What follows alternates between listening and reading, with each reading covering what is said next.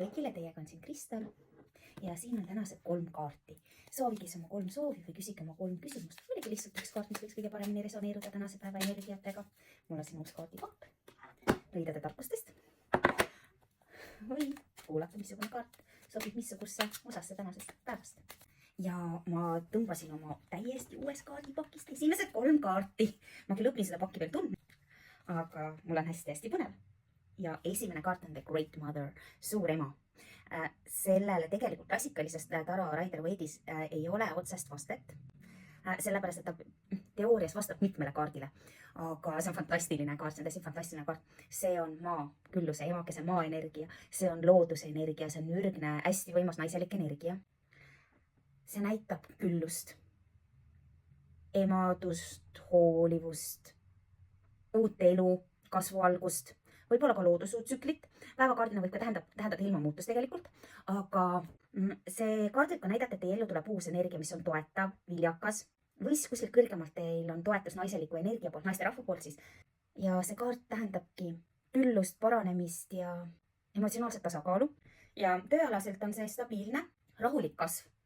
Et ei ole midagi tormilist, kuigi ta näitab, et tegelikult areng ja kasv on siin olemas.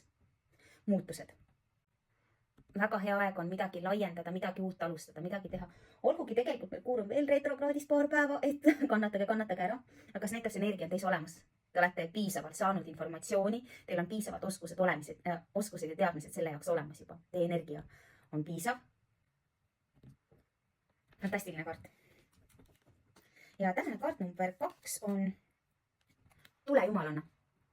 Tulejumalanna on energiline, ta on tugev, enesekindel, väga inspireeriv ja karismaatiline naisterahvas. Väga võimalik sellise naisterahvaga tuleb teil tegemist teha.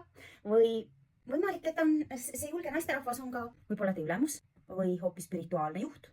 Tegemist on siiski tulemärgiga.